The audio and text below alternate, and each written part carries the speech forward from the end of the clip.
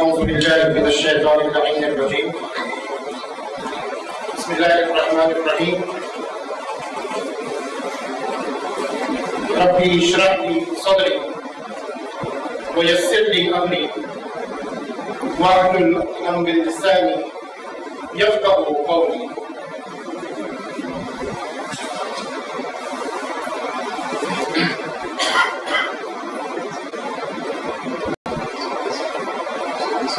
Minute शरीकत की रात से तो आपने अपना भाई और आगे की न भूली जाए कितना दिवस हो कहते वो गिरफ्तार लापता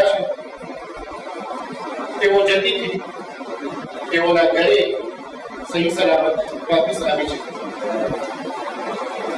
शबे शहादत पहुंचे आप आपने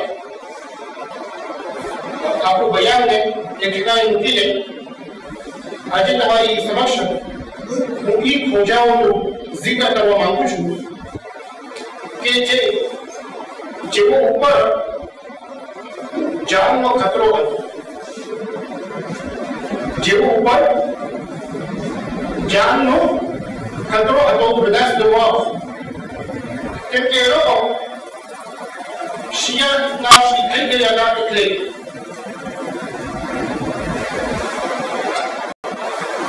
कराची में एक खोजा था जो अल्हम्दुलिल्लाह शिया नाशिक થઈ ગયા અને તેઓ તકલીફના મેદાનમાં પણ એકદમ આગળ હતા. બીજા ખોજાઓને તેઓ દાવત આપતા હતા દિને હફતર. તેઓનું નામ લાડન આબિદીના Alidina. 1876 માં એક દિવસ પોતે વાપસ તેઓના ઘરે જતા હતા. હું ભૂલતો ના હોય તો મજાલિસમાંથી નીકળીને તેઓ વાપસ તેઓના ઘરે જતા હતા. એનું એક ખતરનાક હુમલો થયો એના ઉપર. આખું એનું માથું ફાટી ગયું. લાડન આબિદીના એક અમામો પહેરતા અને એ અમામાના અંદરમાં તેઓ એક તસ્બીહ રાખતા. જ્યારે આ હુમલો થયો તો એ તસ્બીહ તૂટી ગઈ અને તસ્બીહના અમુક પીસ જે માથામાં રિસ્યુટ થયો હતો ને રિસ્યુટના અંદરમાં ભરી ગયો. ડાક્ટરે લઈ ગયા. ડાક્ટરે પણ હિંમત ના કર્યા કે આ પીને કાઢવામાં આવે. એવું ન બને કે મગજને આંચકો આપે. એટલે એ પી લાડન આલાદીના માથામાં ચડી ગઈ. પણ હજી વિરુદ્ધ પક્ષને સુખ ન થયું. 2 વર્ષ પછી 1878 માં લાડન આબિદીનાને બંદૂકના ભાલાથી કરાચીના એક રસ્તામાં શહીદ કરવામાં આવ્યા. શું કારણ? કેમ કે તેઓ શિયાના આશ્રિત થઈ ગયા હતા. એટલે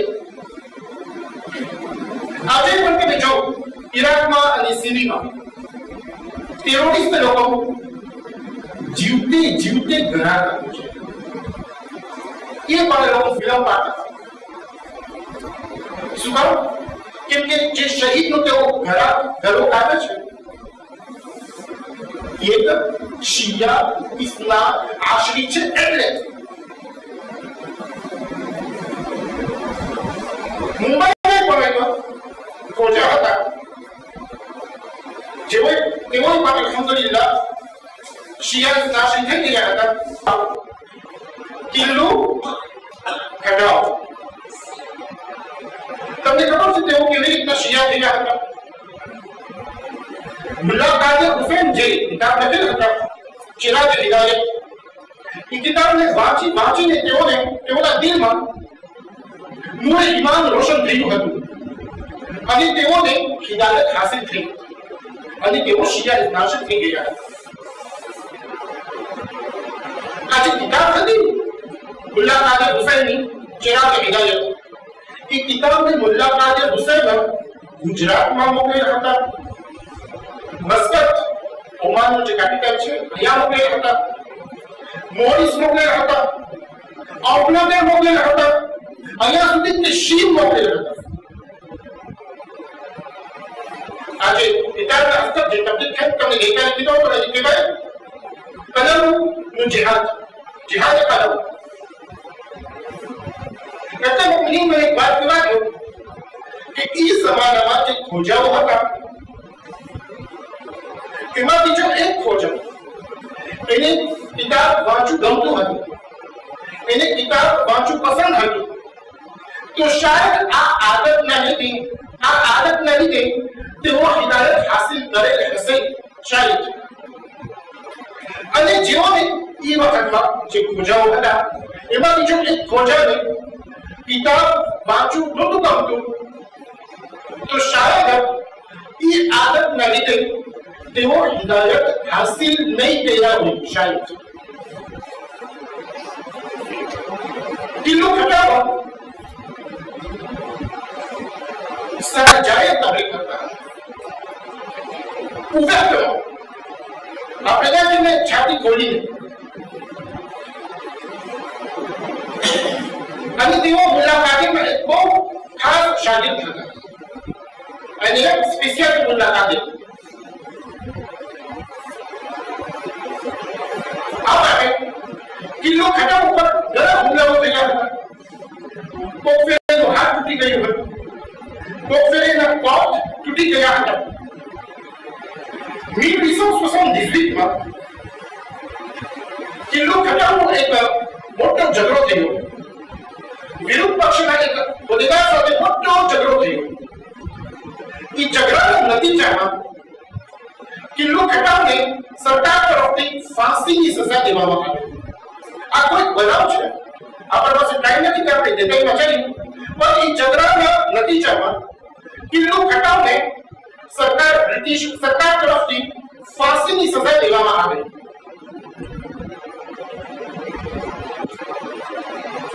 એની પહેલા તેને ફાંસીની સજા કે કચ્છથી કિલ્લો ખટાવના પોપા આવે છે મુલાકાત અને તેઓ એકદમ રોતા હોય છે.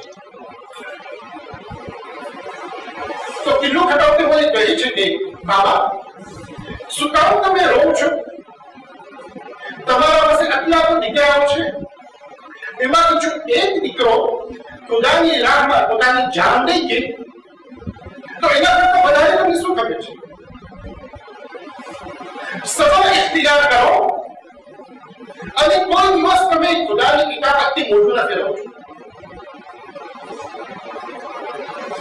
કિલ્લો ખટાવના ભાઈ મંજી ખટાવ તેઓએ પણ કિલ્લો ખટાવની મુલાકાતે આવે છે અને તેઓને પણ કિલ્લો ખટાવ કહે છે કે ભાઈ ખબરદાર, ઇસ્લામ અને નમાઝથી તમે કોઈ દિવસ મોઢું ન ફેરવજો, કેમ કે આ બે ચીજ માટે હું મારી જાન દઈ રહ્યો છું. મુલાકાતે હુસૈન પણ કિલ્લો ખટાવની મુલાકાતે આવે છે અને તેઓને પણ કિલ્લો ખટાવ કહે છે કે મુલાકાત મારા દોસ્તોને કહેજો, મારા દોસ્તોને મારા સલામ મોકલજો અને તેઓને કહેજો કે હવે તેઓને નમાઝ પઢવા માટે કોઈ નહીં રોકે, ભલે પછી તેઓ રસ્તાના વચમાં નમાઝ પઢતા હશે તોય પણ. જ્યારે કિલ્લો ખટાવને પોતાની તરફ લઈ જવામાં આવે છે કે ફાંસીની સજા નથી દોરી આપી લટકાવે, એને કહેવાય કોટાઉસ. જ્યારે તેઓને કોટાઉસ તરફ લઈ જતા હતા અને જ્યારે તેઓ દોરીના સામે આવ્યા તો મજબાને મુખાતિબ થઈને તેઓ કહે છે કે ભાઈઓ ગવાહ રહેજો તમે કે ખુદાના દીનના ખાतिर હું મારી જાન આપું છું, પૈસા માટે ના. અને પછી તેઓ શહાદત કરી. અને ખુદ પોતે તેઓના હાથેથી દોરીને પોતાના ગરદનમાં રાખે છે અને બસ એક છેલ્લી સદા તેઓ બલંદ કરે છે. કઈ સદા? યા હુસૈન મઝલૂમ. દોરી હરકતમાં આવે છે, તેનું હજારનું ગરમ દબાઈ જાય છે, તેમનું શ્વાસ બંધ થઈ જાય છે, તેઓનું જીવ નીકળી જાય છે અને તેઓ શહીદ થઈ જાય છે. ત્યારે તેઓ 26 વર્ષના હતા.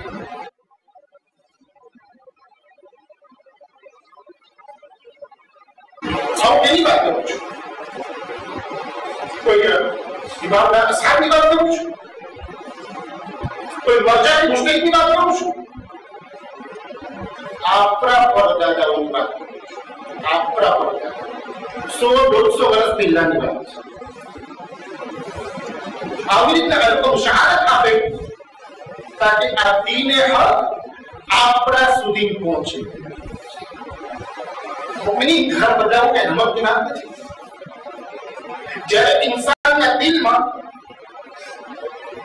ઈમાન ભરપૂર થઈ જાય છે, જ્યારે ઈમાન ઉછળતું હોય ત્યારે પછી ઇન્સાન ધર્મને બદલાવે છે. કેમ કે ત્યારે પછી એને એક સત્તા પર શક નથી હોતું, એના નવા ધર્મ બનાવે. એક છેલ્લું બયાન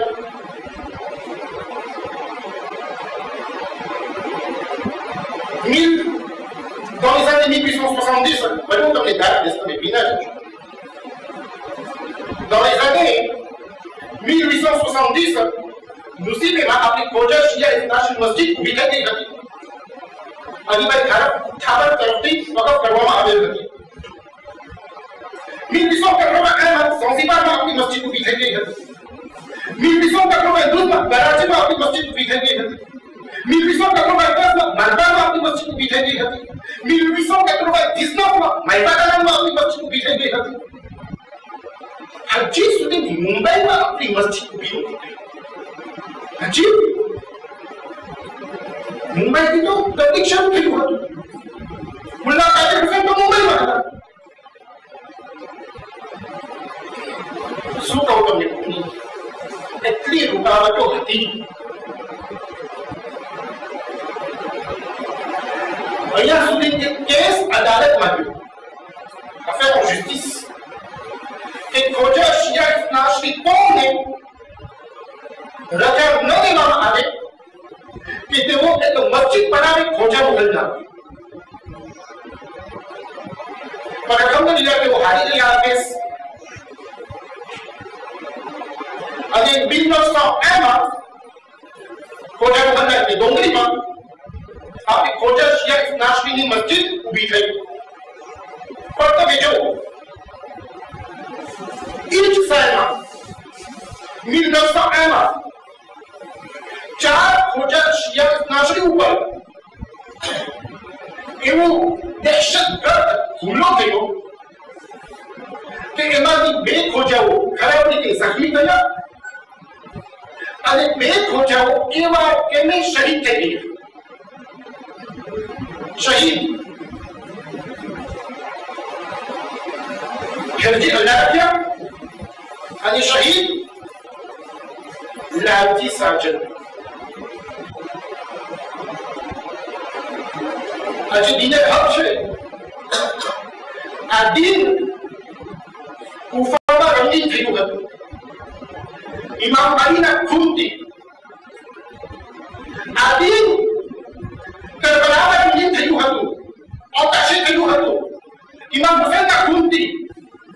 આ જ દિનની પ્રચાર માટે, આ જ દિનને ફેલાવવા માટે, આ જ દિનના તબલીગ માટે આપણા પરદાદાઓનું ખૂને પણ ધોરાવવું છે.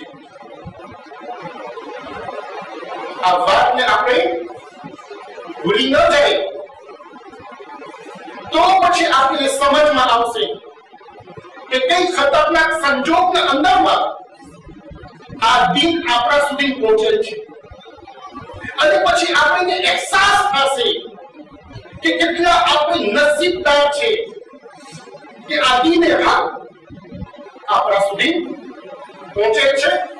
ઇન્શાઅલ્લાહ બીજું બયાન બીજી ફેરે વમા અલૈના ઇલ્લા અલ-બલાગ وآخر الدعوانا أن الحمد لله رب العالمين ربنا تقبل منا إنك أنت السميع العليم بسم الله الرحمن الرحيم إن الله وملائكته يصلون على النبي يا أيها الذين آمنوا صلوا عليه